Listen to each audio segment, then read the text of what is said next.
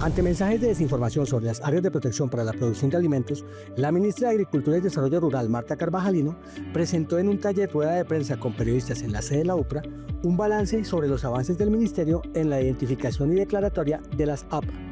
Durante la atención a medios, la ministra de Agricultura se refirió a las zonas priorizadas.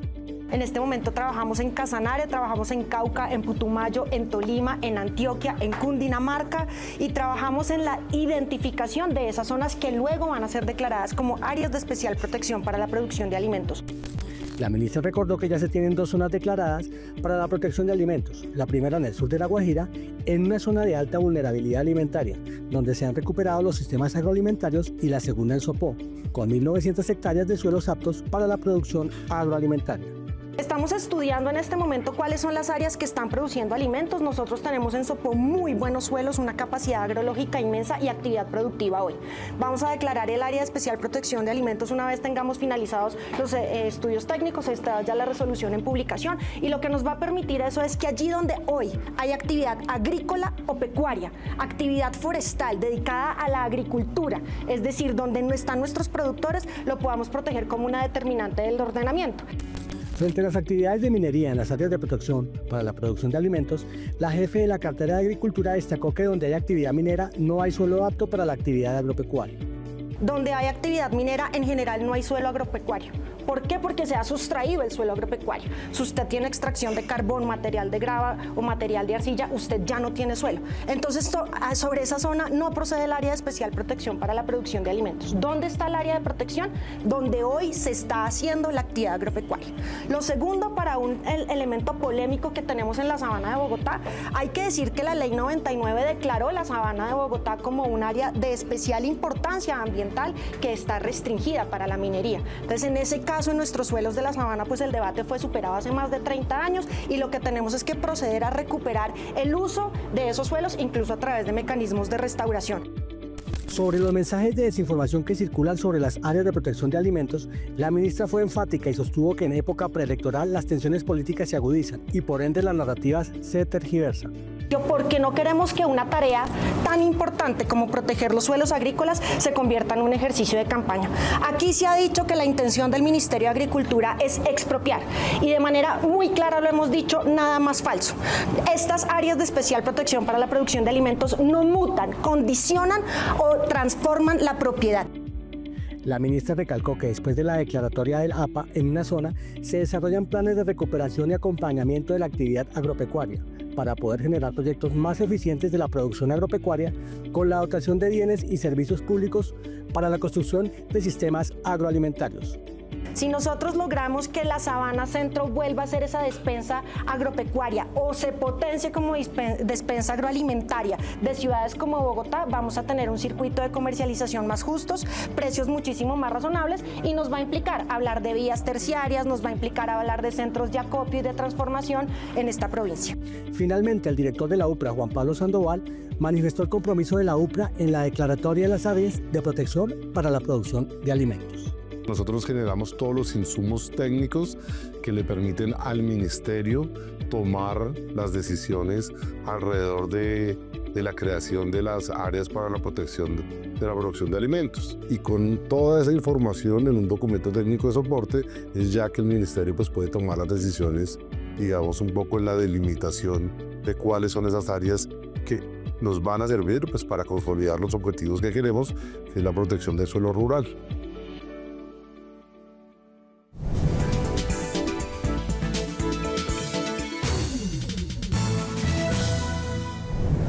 Bienvenidos al Campo No Para, el informativo del sector agropecuario.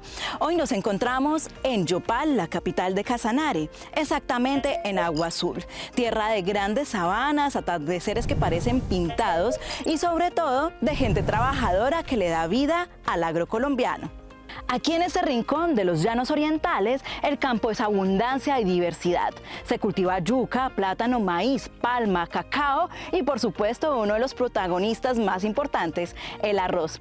Aquí encontramos una historia de vida. Se trata de Pervis Ali Salamanca. No, yo no lo cocino. Yo lo cultivo, yo no lo cocino. Es la confesión de Pervis Ali, Un hombre que, como muchos en los llanos, ha entregado su vida a la tierra y al arroz, porque en cada grano hay una historia, la historia del esfuerzo, la disciplina y la pasión de quienes surcan el campo colombiano. En cada plato de arroz que llega a la mesa del país, late también la memoria de miles de familias que viven de este cereal, tan esencial en nuestra cultura como el pan de cada día. Yo me llamo Pervialis Salamanca Cerón, me nací en la vereda de Yopitos, municipio de Agua Azul. Entonces ahí desde más o menos a los 20 años empecé a trabajar con el arroz. Me ha nacido la atención de bregar con el arroz, de molestar con el arroz. Así me tengo que mojarme, pero entonces ese es mi, como le digo yo, ese es como mi anhelo de trabajar con el arrocito. Pervis recuerda el día en que el arroz conquistó estas sabanas infinitas de Yopal. Recuerda los primeros cultivos, el asombro de la comunidad y cómo poco a poco el cereal se convirtió en motor de vida, en identidad de la región. Esto era aquí de los señores reyes, esto era aquí donde mandaban por allá está el caño allá, Liguamena, mandaban esos señores y entonces pues, los ladrones fueron sacándole ganado y entonces ya llegó el arroz por acá y ya empezaron a sembrar de a poquito y ahorita se extendió. Porque ya se sembraba poquito, porque eran unos conejos poquitos, se sembraban y mientras se fue cogiendo, se fue saliendo hasta que ya ahorita en Casanare aquí se siembra harto arroz, que antes se sembraba poquito. Sembrar arroz es un acto de paciencia y resistencia. La tierra se prepara, se siembra, se riega, se cuida y al final se cosecha. Cada etapa reclama atención, constancia y esperanza, porque en el campo nada está asegurado. La lluvia puede fallar, el sol puede arder de más, pero el agricultor nunca se rinde. Ahora ya me defiendo solo, ya en un lote ya no me queda grande para mojarlo. Con los tractores se arregla bien el terreno, se le volea buena rastra y bueno, ahorita no volean que es rastra, le volean el ramplay, dan 2 pajos de rastra y una de ramplay, se siembra la semilla, lo que sea, se cabionea, se fumiga y de ahí los cabionea y ahí sí lo deja uno y lo tapa, si hay necesidad, si hay tiempo, por ejemplo en el verano, lo tapa el arroz uno. Y después después le mete uno el agua para mojar ese lote para que nazca el arrocito y se quita el agua y se deja que él nazca, que salga para afuera, mucho nazca y ahí sí lo va uno controlando después. Viene la abonadita por los 15 días y empieza uno a abonarlo y también en ese proceso de que está uno abonando y todo, que llega la primera abonada, entonces está uno alisándolo tapándole puntas, por ejemplo, que se cabionea y se tapan puntas. El arroz no solo alimenta, también sostiene la vida de miles de familias rurales. En Colombia, cerca de 28.000 productores y más de 500.000 familias dependen directa o indirectamente de esta cadena productiva. Cada hectárea sembrada es fuente de empleo, desarrollo y esperanza para comunidades enteras e inspiración para quienes aman la tierra. Sí, a mí me gusta el campo porque todo es bonito. Se goza uno en el campo, vive uno alegre. Así lo entiende Pervis, que no necesita cocinarlo para saber su valor. Él lo cultiva, lo hace nacer de la tierra y con cada cosecha alimenta no solo a su familia, sino también a un país entero que lleva al arroz en su mesa y en su corazón.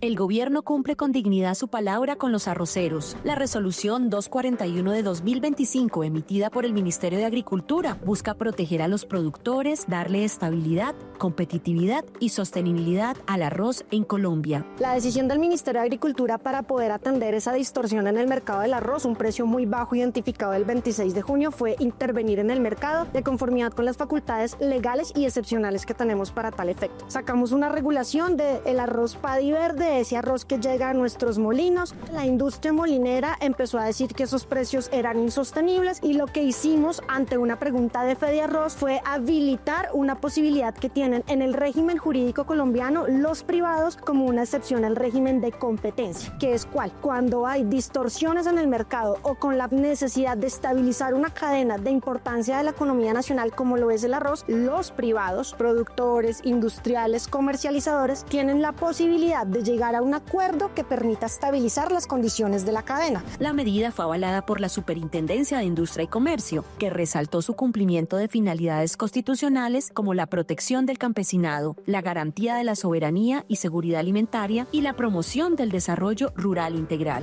Es importante dejar claro, el acuerdo no es entre el Ministerio de Agricultura y la industria, es entre productores, FEDIARROZ y la industria en sus representaciones y en sus gremios. Quien esté por fuera de ese acuerdo está sometido todavía a la resolución de regulación de precios que tenemos. La resolución fija el precio mínimo de adquisición del arroz Paddy Verde, reconociendo los costos de producción en las principales regiones arroceras del país, y dispone que todos los compradores deberán reportar semanalmente en la plataforma Siri Arroz la información de la transacción. El último cereal que producimos en un volumen importante para la seguridad y la soberanía alimentaria de Colombia es el arroz. Debemos decir que muchos de los voceros del paro han respaldado el acuerdo con su voz propia. Entonces no es una decisión nuestra, es una solicitud de los actores de la cadena en un proceso de producción y transformación donde el ministerio solo regula la política. Este esfuerzo es una estrategia integral que demuestra el compromiso del gobierno del presidente Gustavo Petro con la consolidación de la soberanía y la seguridad alimentaria.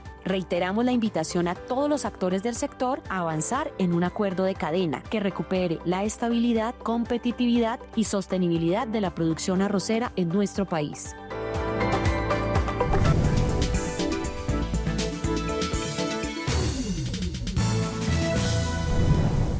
La UPRA avanza en la zonificación de arroz riego en varios departamentos del país. Aquí te contamos sobre este ejercicio de planificación.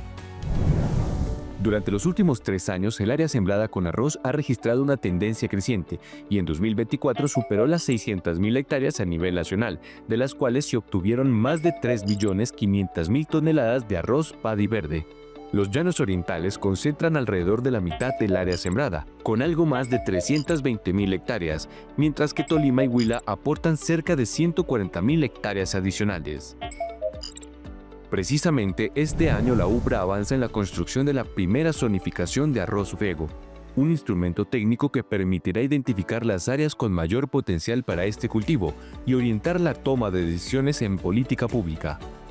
Para ello, el equipo técnico realiza visitas de campo y encuentros con actores de la cadena en un proceso de construcción colectiva.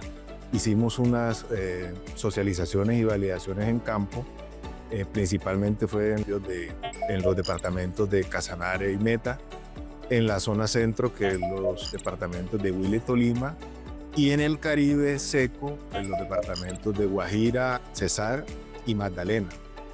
En el marco de este ejercicio se validaron criterios fundamentales como el tipo de suelo, el régimen de lluvias, la disponibilidad de agua y las prácticas productivas de los agricultores. Para lograrlo se realizaron recorridos en distintas regiones del país, donde el equipo de la UPRA y FEDIARROZ dialogó directamente con los productores y verificó la información en terreno.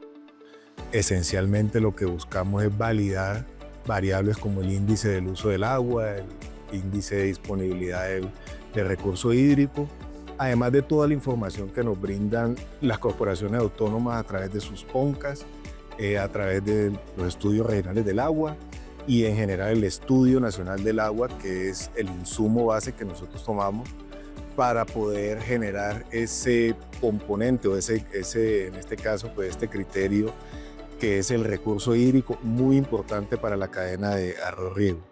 Este proceso no solo ha contado con el trabajo técnico de la UPRA, sino también con el acompañamiento de FEDIARROZ, gremio que aporta su experiencia y conocimiento del cultivo en distintas regiones del país. Sobre la importancia de este ejercicio y su impacto en los productores, esto fue lo que nos dijeron algunos funcionarios y productores de los departamentos de Meta y Casanare. Digamos que este tipo de estrategias o documentos o de información que se está generando es muy valiosa para FEDIARROZ y para los agricultores de la zona. Si se tiene esta información clara de cuáles son las zonas aptas para el cultivo del arroz en los sistemas riego, pues probablemente políticas públicas más adelante van a ayudar a que esos recursos se distribuyan en esos sitios donde se necesita la producción de arroz. Es una excelente articulación en el sentido que podemos precisamente entablar conversaciones con entidades gubernamentales, como fue este caso, en donde precisamente pues tenemos una vinculación con los gremios, en el sentido de que podemos empezar a construir conjuntamente. Estas visitas permitieron avanzar en la comprensión de las realidades regionales y confirmar la importancia de los distritos de adecuación de tierras como fuentes estratégicas de agua para los productores. Efectivamente, pudimos validar en la zona centro, en los municipios de Huila y Tolima, pues que el arroz riego bajo esta modalidad se siembra en un 98% en los 2 semestres del año. En el caso de los llanos, principalmente en Meta y Casanare, pues es lo contrario, es como el 85% secano y 15% la modalidad bajo riego. Una vez logremos realizar la validación en campo, definir en los territorios el nivel de precisión por parte de nuestros criterios, los niveles de aptitud estén de acuerdo con nuestros modelos, en oficina pues realizaremos junto a la oficina TIC los ajustes de los mapas para generar el mapa final de aptitud de arroz riego, para posteriormente realizar su socialización nuevamente en el territorio y en las diferentes áreas de interés. El arroz de riego se cultiva con el apoyo de sistemas de irrigación que garantizan suministro constante y controlado de agua, lo que brinda mayor estabilidad y seguridad en la producción. En contraste, el arroz de secano depende principalmente de las lluvias, haciéndolo más vulnerable a fenómenos de variabilidad climática.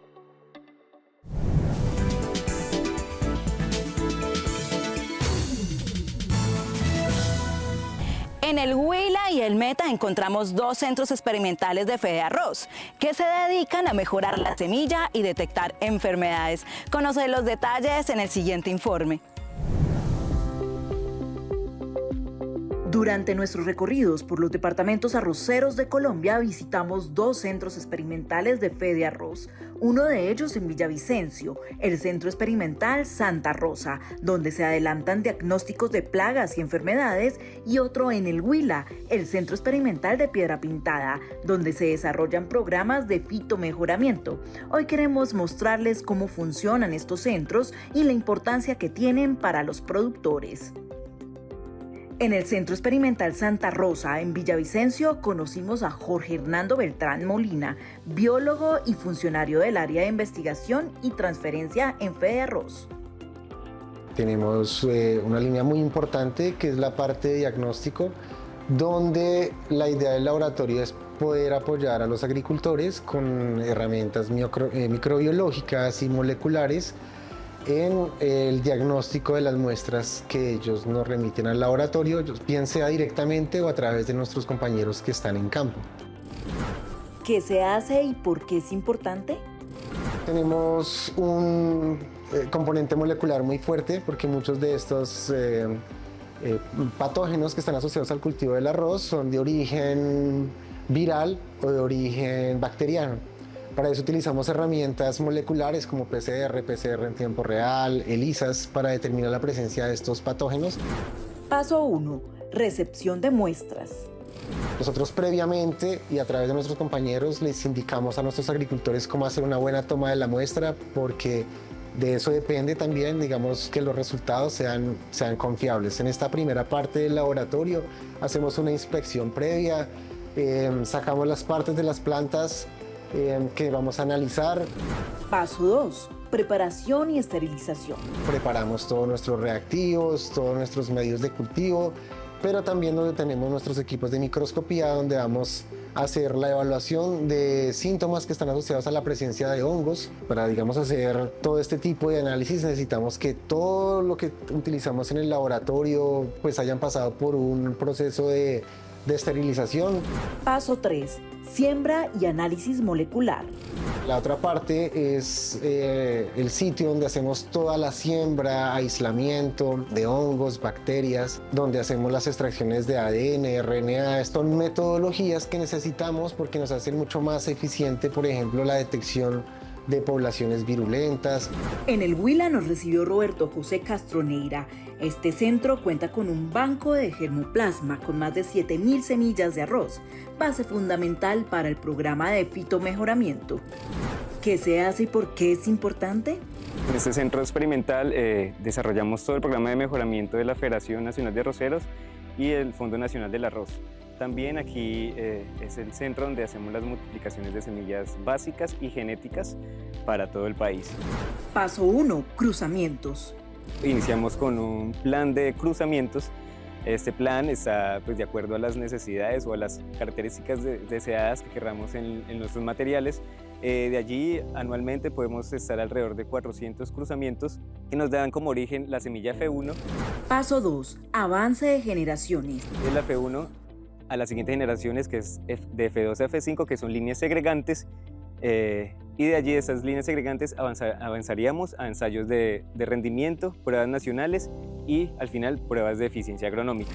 Paso 3. Pruebas semicomerciales e inscripción en el ICA. Ya en esas etapas finales de pruebas de eficiencia agronómica se siembran estas pruebas más lotes semicomerciales, que son lotes ya de áreas más grandes con cada líneas promisorias. Estas pruebas agronómicas, estas semicomerciales, son inscritas ante el ICA para que ellos vigilen y hagan un seguimiento también del desarrollo de estas líneas avanzadas. Paso 4. Presentación de resultados y aprobación. Al final les presentamos un seminario al ICA con todos los resultados de estas pruebas y ellos finalmente pues, nos dan la aprobación de cada uno de los materiales que querramos nosotros lanzar al mercado.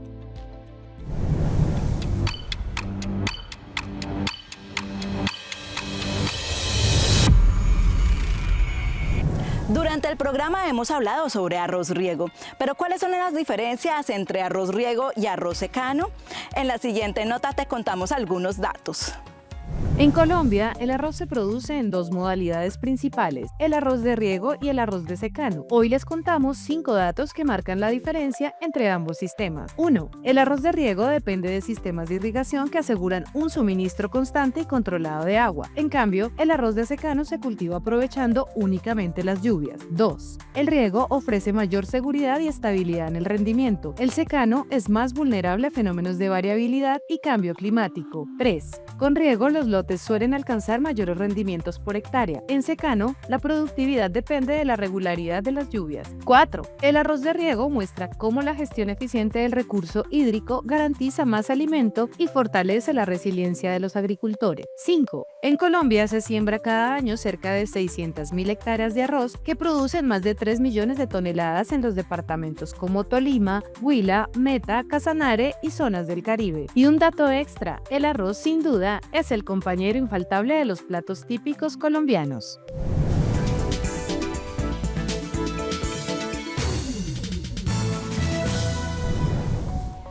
Llegamos al final de esta emisión. Recuerden que para consultar más información pueden ingresar a nuestra página web www.upra.go.co o ingresar a nuestras redes sociales. Nos encuentran como @UPRAColombia. Hasta pronto.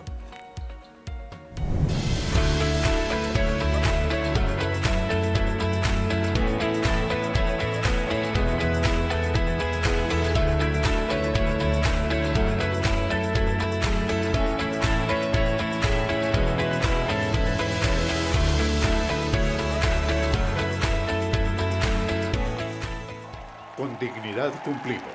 Gobierno de Colombia.